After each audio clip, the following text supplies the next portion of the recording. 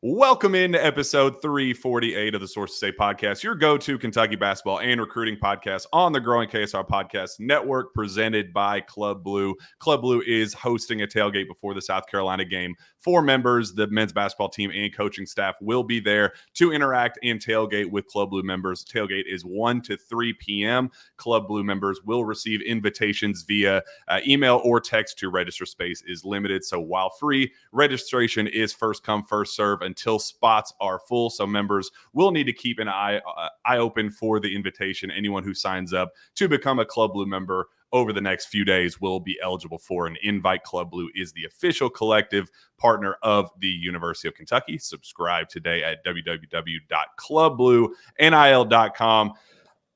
Let's cut to the chase here. Coach Jay Hart joining us, man. We are so excited. Appreciate you coming on with us, Coach.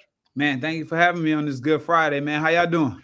We're better now, Coach. Right. So obviously life has been very hectic for you the last couple months. You transitioned to Kentucky. Just what's life been like for you? And, have you gotten used to having that UK logo on your chest yet? Man, I don't think you ever can get used to having that logo on you. The level of responsibility, visibility, expectations. And so I think at this point, my career is great. Get a chance to come to work every day, and the only goal is to win a national championship is something that I've never been a part of, and I'm just happy to be here.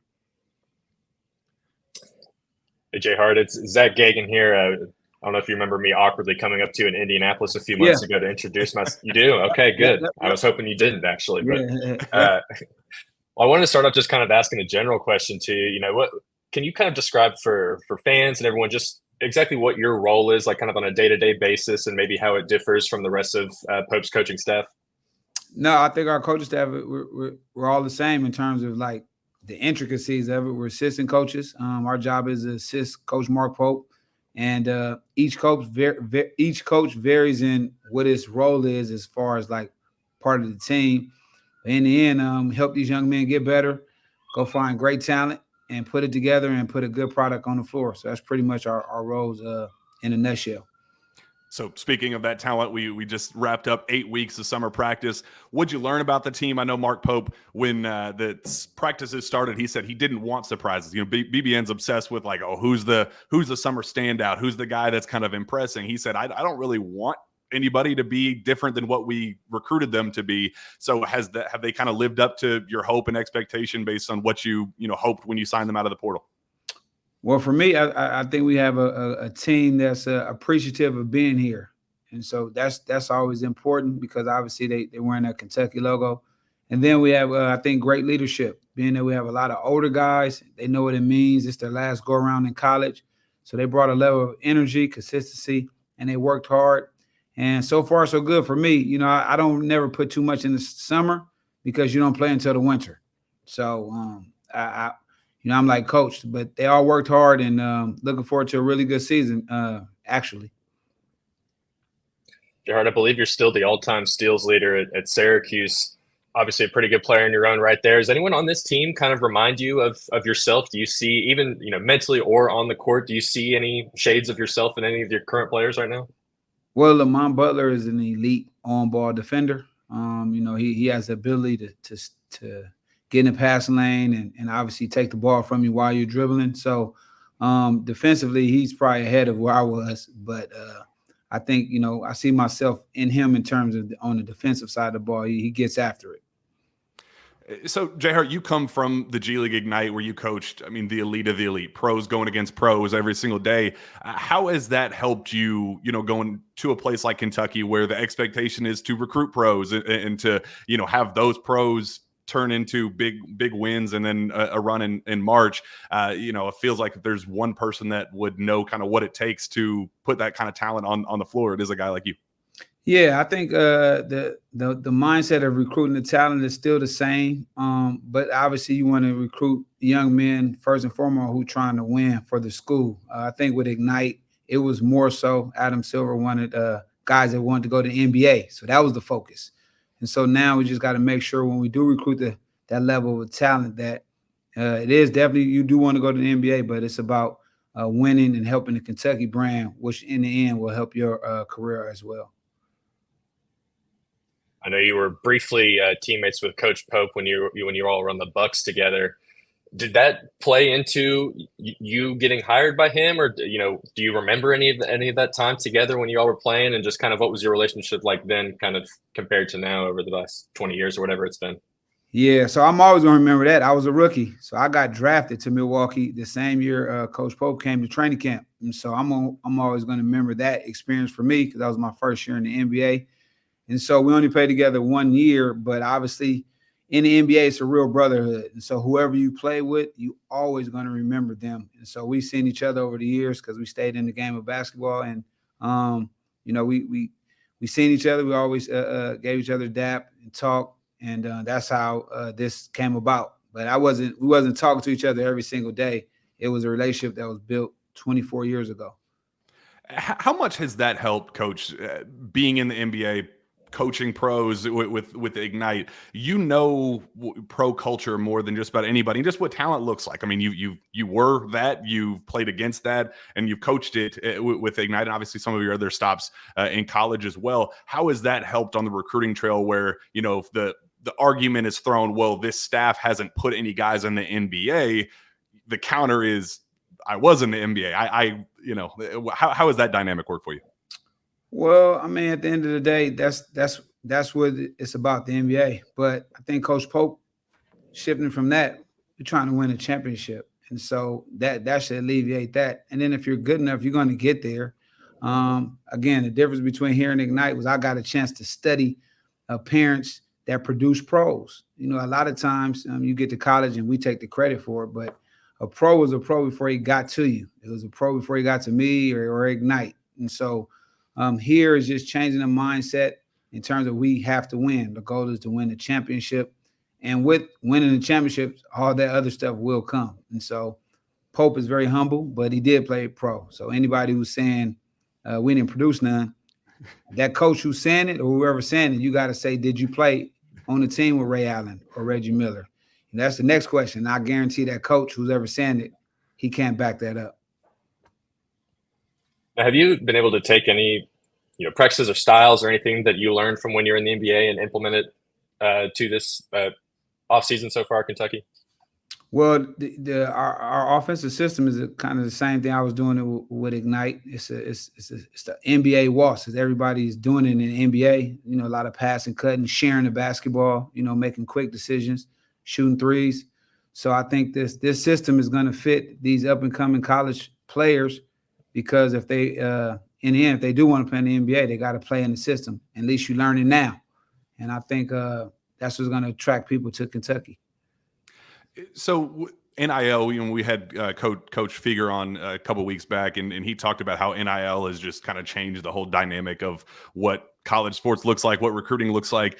So I believe your transition out at USC going to Ignite was when the NIL kind of came about. So this is kind of your first taste. Obviously Ignite, you guys had your own style going, but with recruiting with NIL, how different is that for you and having to include that in so many of your, recruiting pitches? Well, that's just what it is. It's not even a pitch no more. It's reality. And so that's one of the reasons why Ignite, the NBA shut Ignite down, is because the emergence of college NIL and the amount these players are getting. But I mean, it's a real thing. I mean, if you see a player you like and he's one of the elite players in the country, chances are he's going to getting recruited by a ton of people. And the NIL thing is real. And so, it's something that I have to get adjusted to. And you just want to make sure players are coming here for the right reasons. And that's to try to leave a legacy in this program and, hopefully get, what they deserve. So how do you balance that, Coach, when a kid is worth a ton of money, is going to help you produce a lot of wins, but the first conversation is, we can't even start this conversation unless we hit X number of dollars. Is that an automatic turnoff? Yeah, man, that's we're not going to be able to go there. Like, how do you balance knowing, okay, this kid is clearly worth it, but we all want to make sure that the main thing is the main thing? Man, fortunately, that haven't happened to me yet. And so I can't tell you how I'm going to react when that does, because if you stay in this profession long enough, you've seen everything. And so, but at the end of the day, I got to control my emotions when that does happen, because It's a business, and we need their services. Without the players, you don't have none of these schools. No Carolina, no Duke, no Kansas. So the players are what make this thing go. Well, Coach, we have a ton of fan questions that they're dying to ask you. So we'll kind of go rapid fire, Zach, and I'll trade some back and forth. One of my favorites, I just had it pulled up. Let me make sure I find it. But they were asking about JC Smith 23 says, did you have any player that you went up against UK in recruiting to the G League Ignite that you stole from the Cats? What was your favorite win when you were recruiting your own pros to Ignite that you kind of got one on the Cats? I got two, actually. I got Leonard Miller. He got drafted to the Minnesota Timberwolves, and I got Ron Holland. And so both of those guys I'm very tight with, recruited against the Cats. Fortunately, I won those two battles. Are you glad to not have to? I mean, there's still some pro avenues and overseas and different things like that, but are you glad that now that the NIL landscape has kind of leveled the playing field, that you won't have just straight up recruiting battles against, as many pro routes as there were before?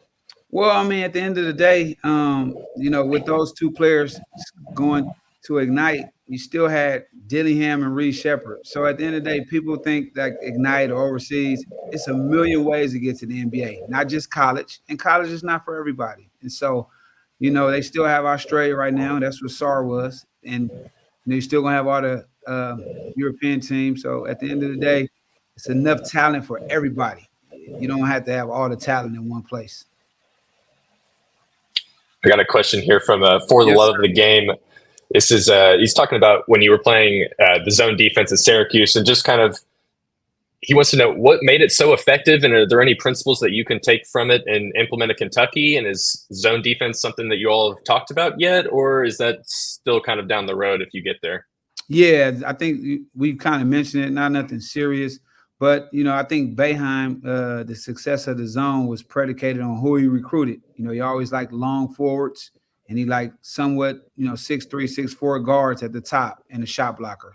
So he recruited to his system. And I think that's why I worked for so many years and he had so much success. This one's a rapid fire of a bunch of smaller questions. That's so fine. We'll go one for one. Basketball 10, who's the funniest guy on the team? The funniest guy on the team, have to be Kirk Carissa by far. I'm his position coach. So he keeps the mood light. And you have to have a personality like that. Everything can't be so serious. Life is short. And so if we never laughed, then we just went through a life that's meaningless. But he keeps us all laughing, and I'm happy to be coaching him. I want to step in there, Jack. I'm curious, is Kerr funny on purpose, or is it almost like he's accidentally funny type thing? Both. He can be funny on purpose, and he's just funny just in general. And that's good because people gravitate to that. Everybody always needs a laugh. So he's the one. Your favorite food spot in Lexington that you found so far? Carson's. My goodness, the ribs, the salad, the food, the ambiance. Carson's is really, really good. Favorite aspect of your new job specific to Kentucky and Lexington? Playing in the SEC. It's a lot of talent. You always see it living on the West Coast, and now I get a chance to be a part of it. SEC football, SEC basketball. So I think it's just now finally getting to the SEC. Favorite basketball movie? Love and Basketball. Great choice. And I guess, how did you and Pope get to know each other? I know we talked a little bit about that, but what was the first time you ever met Pope? Was it at that training camp? No, the first time I ever met Pope was watching him on TV beat my Syracuse Orangemen in 1996. And I was a senior in high school. Like, who is this? What are they doing? So that's the first time I seen Pope. So I could say I met him watching him in that championship game. I'll throw one in here, Jack. P. Nash asks, what has been the biggest surprise for the coaching staff through practice so far? And I think he's actually not necessarily talking about players standouts, but just, style of play or anything like that stood out. You know what? The thing that stood out for me, and this is speaking as a player now I'm a player, not a coach, was the camaraderie, guys getting along.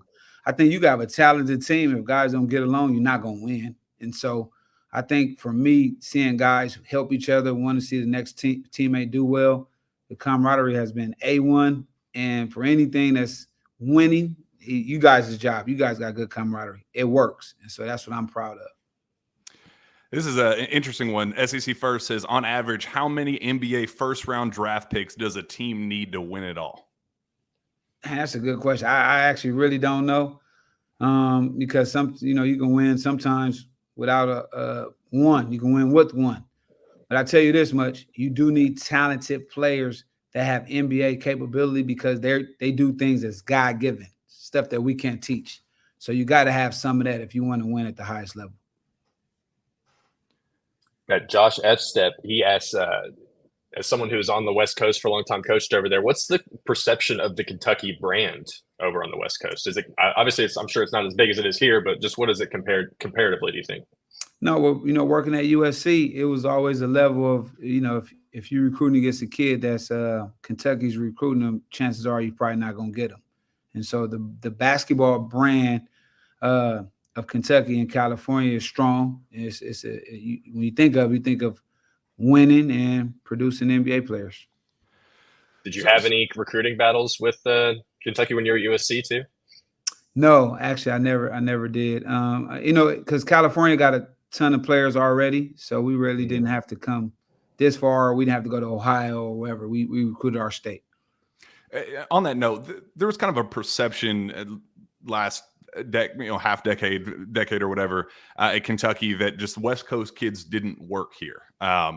Just going down the list, Juzang, Askew, some of the higher profile West Coast kids. Why do you think that is, that there just kind of wasn't a real hit rate? I know every kid's different and there are West Coast kids that do make it, but do you think it's like a homesickness thing? Like what do you think and I guess the counter of it is, how would you recruit a West Coast kid now that you're on the East Coast with Kentucky? Yeah, it's just fit and opportunity. I went to Syracuse, so I don't believe that. You know what I mean? So I'm just saying, I'm going off experience. I went to further. Syracuse, where it's colder. It's not even cold. That cold. So I think it's always fit, because at the end of the day, you're playing in a gym, and normally that gym is 72 degrees. So it's always fit, opportunity, and how well you get off as a freshman. How well, how much you learn. And so I just think it's always fit. Because when you get drafted to the NBA, you have no choice of where you go. So I think it's fit. So was that fit with Syracuse? Was that what you were looking for out of high school then? Or was there other factors that kind of baked in there too? Nah, my only fit was playing as a freshman. So I led the minutes as a freshman in the Big East. So that's where I went to play. And so I know a lot of times, kids go to different schools for different reasons. My thing, if I'm going to leave home, I got to play. Lady Cat IL said, what was it like playing against Kentucky in the Great Alaskan Shootout, and did that feel like a welcome to college basketball young man moment for you? That sure did. I was a freshman, and the game was hyped, right? Because you guys just had beat us 6 months prior, and that was a great team that they had too over there. It was my walk-on moment as a freshman, but I was able to get some give back when I sent Kentucky home in 2000 in the to go to the Sweet 16. So Tayshaun Prince is a good friend of mine, and Keith Bogans, another good friend of mine. We was teammates, and Jamal McGlure and I came out the same year in high school. So I had 3 buddies on that team that I'm still friends with to this day. Fans are going to love that. The same fan asked, if you had the choice, would you have rather won the national title as a player or win one as a head coach one day? Oh, player. I mean, you want to win one as a head coach, obviously, who I'm coaching now. You know what I mean? But as a player, man, you just see people hosting up that trophy, playing in the domes or whatever you're playing at. So I think as a player would have been awesome, because you share that with your brothers. And then as a coach, obviously, you want to see that your kids, your young men, make that dream come true. But a player for me. Do you ever, have that itch in practice and you say, man, I just got to give Kirk Crease buckets. Like, I got to go give. Like, do you ever just say, all right, check up the top of the key? I did that a month ago and pulled my hamstring. That's facts. You guys, anybody on the staff, that's facts. It's on film too. I tried to hop out there and play some defense and slid and pull my hamstring. So I'm on IR right now. And so that's the biggest part, is giving the players. That's my job, your dog. Get him on camera. Let's get him on camera and see. Let him talk, because he want to talk. No, but I think now as a coach, you want to live vicariously through your players. And so how can you relay what you used to do to them? And that's coaching one-on-one. I'll keep rolling through a couple of them. Oh, this is a good one. Is it easier to get a kid from the East to play on the West Coast or a kid from the West Coast to play in the East? And what has been your biggest adjustment to living in Lexington? I know we talked a little bit about the kind of East Coast versus West Coast thing, but your personal experience with it and your biggest adjustment to Lexington. Well, for us, it was always easier to get a kid to come from the East to the West. And I say that because obviously the weather, just being in Los Angeles, California, major metropolitan city. So I thought, kids tended to want to come to California. IBCPA says, is there a player on the roster everybody's sleeping on? Who's been the one guy that you're like, man, this dude has not gotten enough credit that he deserves? Man, you know what? I stopped doing that because I was that player like, damn, I know I'm putting in work, but they didn't say my name. So you bring up sensitivities for no reason. But I will tell you this, it will be some surprises. Obviously, our freshmen are doing really good. And I'm just excited to see. I always got to throw the ball up before I prejudge. On that note, because kids from the fan base obviously gravitates toward the local kids, Travis Perry, Trent Noah, just like they did with Reed Shepherd, just like they're gonna with some of these other recruits you guys are going after in the future classes. But what is it like coaching a guy like Travis Perry, Trent Noah, and what should fans expect to see from them day one, year one, and then moving forward? Man, both of them are great young men, and that's probably sound cliche, but they work. They work, and they work good days, bad days. They have a mindset to try to get better. And like I said, they do have to live up to like the great Kentucky local players, the Reed Shepherds, the guys that came in before them. So I think they understand that, and that's why they're coming in 10,000% work ethic every day. It's like becoming like a living legend, Travis Perry, these summer workouts and shooting all that. Is it really what they say it is, or are they kind of blown out of proportion? No, I mean, he had a great summer in shooting, his skill development. He shot the ball extremely well, and so we just ready for that to carry over. And like every freshman, guys, it's a learning curve. So you got to learn, and with that comes some patience and stuff. But he's doing really well, and he's a heck of a shooter, by the way. Before my dog started barking at that leaf that fell off the tree, did you say who you were going up against when you pulled your hamstring? Yeah, I was guarding Travis Perry. Travis Perry, there we go. The legend grows. Okay. I had grabbed some gum. We have like bubble gum on the sideline. I put like 2 pieces in. It gave me like a sugar rush, and I hopped out there playing defense, pulled my hamstring. So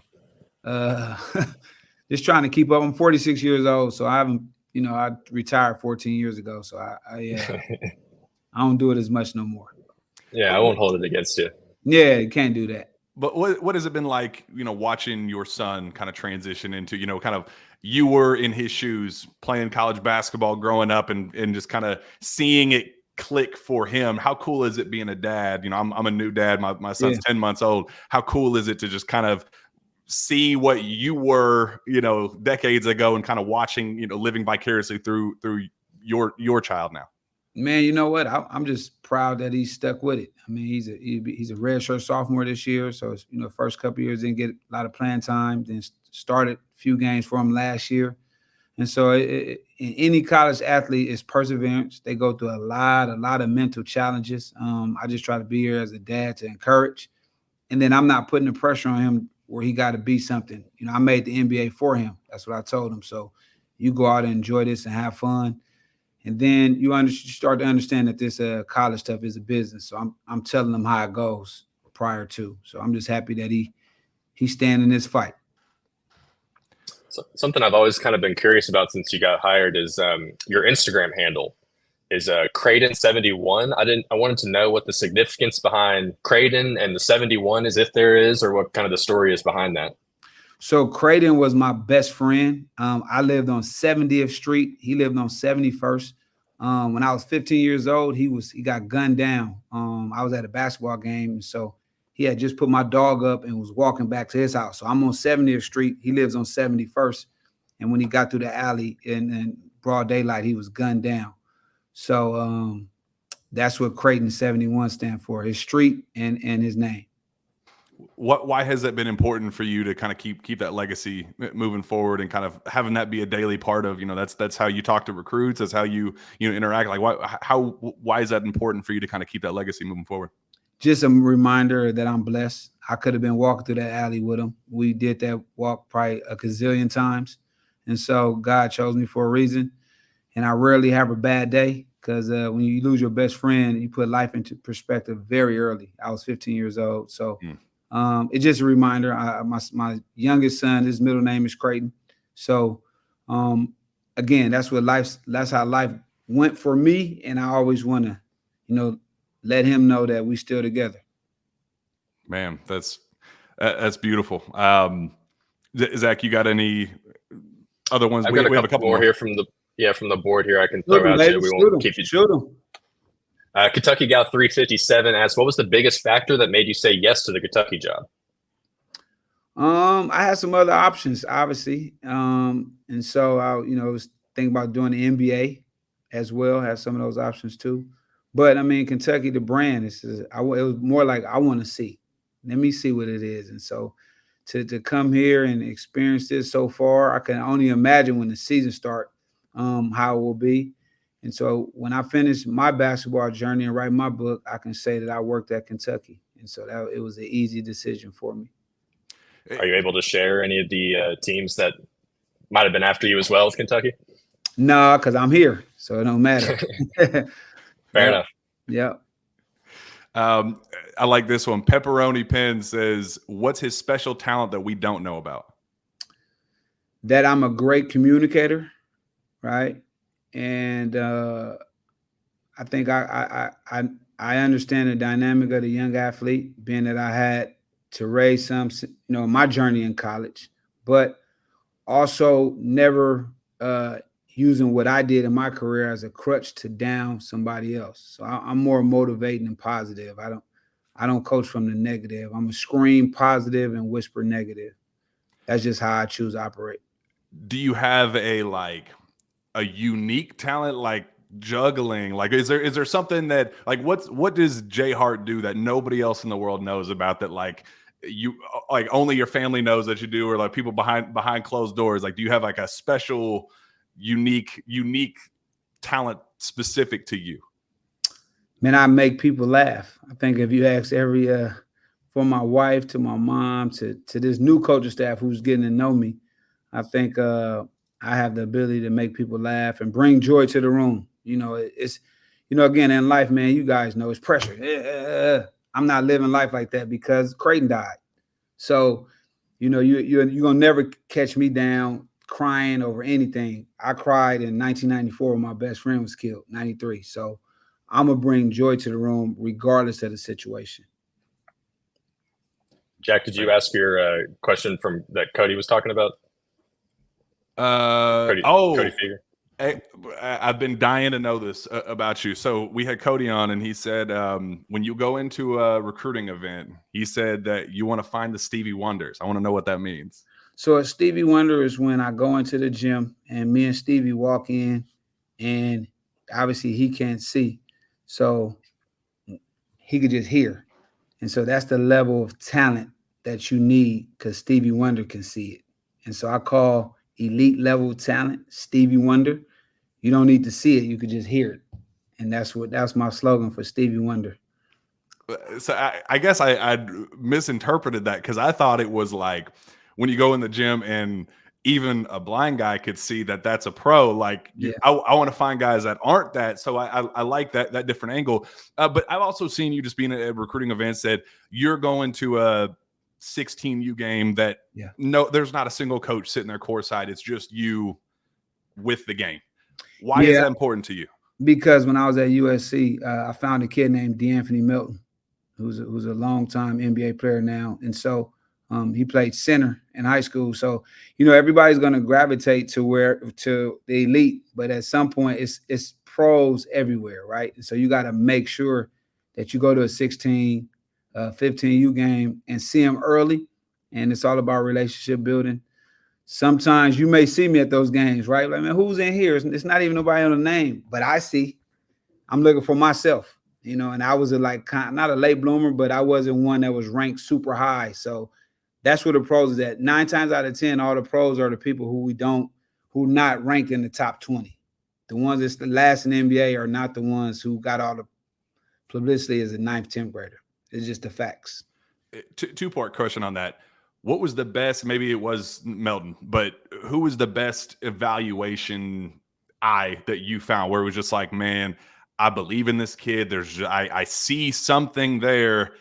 I'm just going to kind of take my shot and swing for the fences on him. Maybe it's a hit, maybe it's a, strikeout, but I believe in this kid. Who was that kid for you? And then the second part, somebody else, Cats and Shelby 33, said, who was the best player you've ever coached, college or Ignite? So kind of a two-part question of guys you've coached in the past.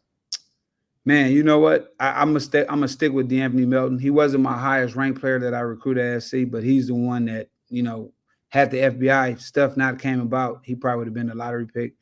The best player I've ever coached was Scoot Henderson. We recruited him out of Atlanta. He's 17 years old. I've never seen nothing like that before.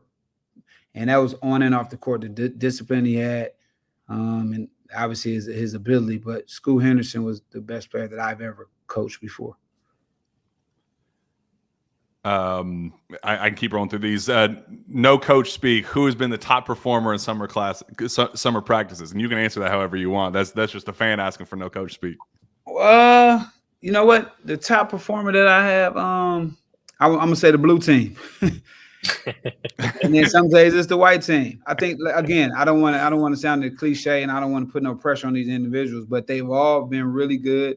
And so now we just got to see what we did in the summertime. Can we transfer it to the fall? And then it'll come out in the first couple of games. You'll see who's been good. So I don't want to say, man, he thought it was him, and he get to the season, it wasn't him. So, we got to wait till the fall, October 29th. What is give me a Jay Hart recruiting pitch when you sit in a kid's living room? Obviously, you haven't gotten the chance to do that quite yet with the just recruiting timelines and stuff. But when you sit down in a living room with UK on your chest and you say, here's why you need to come be a part of this, what would you say that message is to any up and coming kid? Well, you got a chance to join this brotherhood. That Calipari and Patino and Tubby Smith and all these great coaches that came here brought these talented individuals, and you have a chance to join this brotherhood. And with that brings expectations. And so you got to be willing to want to come here and work hard and make a name for yourself, but also understand that it's people expecting you to do good once you put that blue and white on. And so it's a legacy of great coaches, great players, and we see you as that, and we want you to join this family. Well, that's beautiful. Last one I got for you. At the college level, who was the best player you ever played against? Oh, the best player in college, or in the pro, or let's do both. The best college player you ever played against, and the best NBA player you ever played against. Well, the best NBA player I've ever played against was my high school. We was in the same class. His name was Kobe Bean Bryant. And my best teammate that I've ever played with was a guy named Tim Duncan. So two pretty good ones. Good. That's great stuff. Zach, you have anything else before we get Jay Hart out of here? No, I'm all good. This has been great. So we appreciate it. Man, hey, I got to bring me back, man. I had fun, man. And shoot, maybe I needed help. I'm not help. I want to join this podcast sometime, man. Please. Good game or a bad game. I want the fans to shoot them things away when we take a loss. I want to see how that.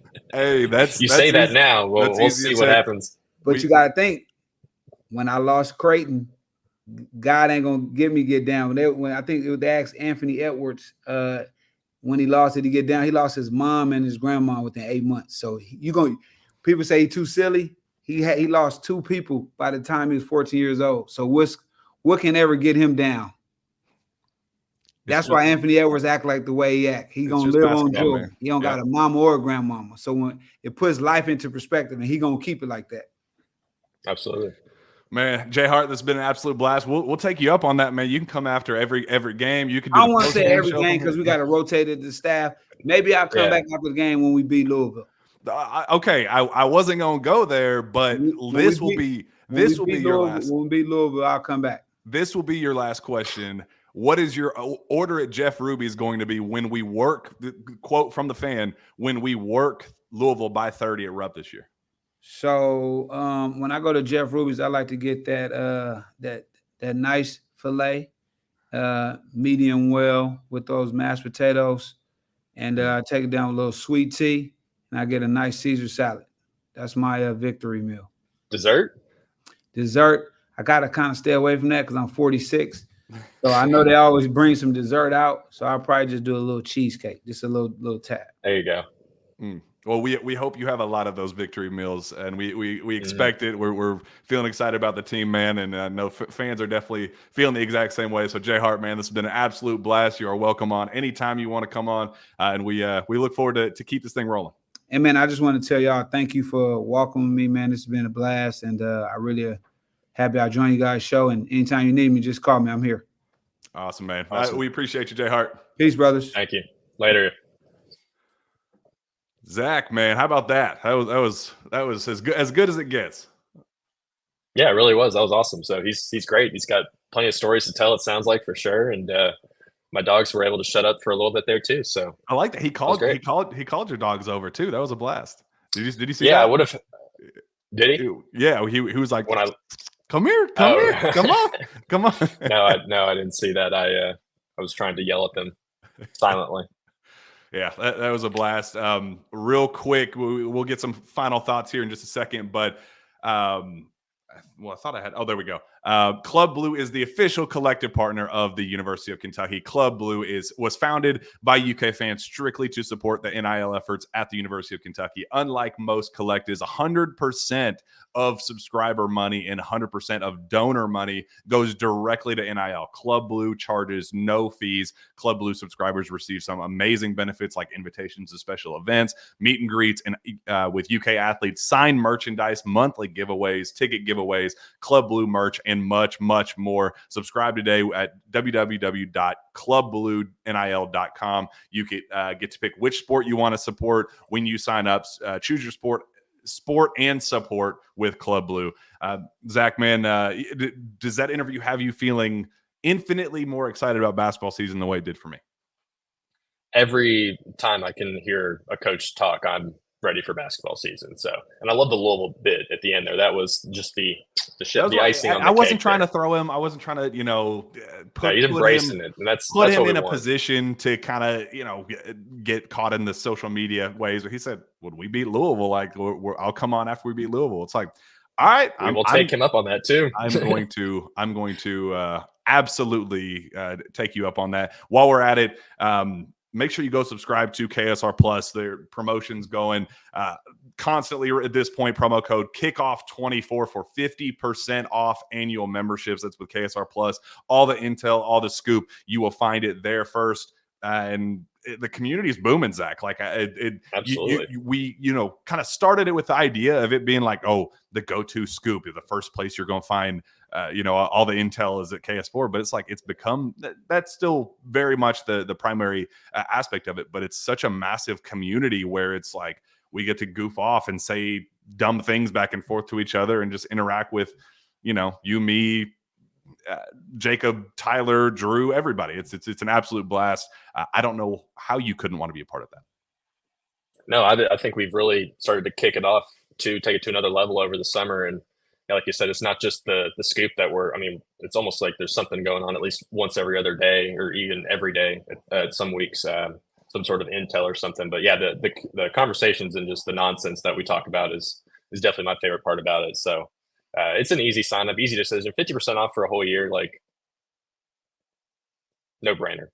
Absolute no-brainer. Well, Zach, this has been an absolute blast. Jay Hart was just gold. Every single quote, really was awesome. quote, every single statement was absolute gold. We got to kind of dig in a little bit like of what his why is. And I thought that part was the coolest part of this whole thing. You know, that was just and on the surface, it's just an Instagram handle, but we got to kind of understand what motivates him, what wakes him up, you know, kind of the reason why he never has a bad day. So Jay Hart has we were already fans of Jay Hart, but even bigger, better fans now after talking to him. Yeah, no, he was great. So I'm honestly, the whole staff's been awesome with all of us and just the fans in general, and making sure that, you know, we're able to have these sort of opportunities and everything. And that's, you know, that's not something we really take for granted. So very appreciative of him. Well, we're going to keep this assistant kind of rotation rolling. I'm on vacation next week, so it won't be this one. But then from mid-September going into the early of October, our plan is to have AB on, Mikhail McLean on, and Mark Fox on to talk about, you know, kind of just similar things, a get to know you series that Cody Figure crushed, Jay Hart crushed, and we know the other three assistants are going to crush as well. And we're still on the list for Mark Pope. I've been promised that we're going to have him before the start of the regular season, so we're going to make that happen. If it means I hit live and go up to him at the Joe Kraft Center and says, "You are on this show right now," we're getting Mark Pope on the show before the season starts. So appreciate all of you guys tuning in. As always, Zach, let's get out of here. Where can fans find your work? You can find me, as always, on any social media network, Gagan KSR. Gagan is GEOGATGAN, the triple G. I haven't said that in a while, so it feels good. Or just follow on KS Board. We're all over there chatting it up as well. And then obviously everything on KentuckySportsRadio.com. So we'll see you around. Kickoff 24 on KS Board, KSR Plus. Make sure you go subscribe there. Subscribe to here right now. If you're not subscribed, if you're just watching and having fun with us, why? Just subscribe so you know exactly when we're going live every single time, and come be a part of this. We appreciate you. You can find me on KS Board at Jack Horgan KSR on Twitter and KentuckySportsRadio.com. We'll see you next time.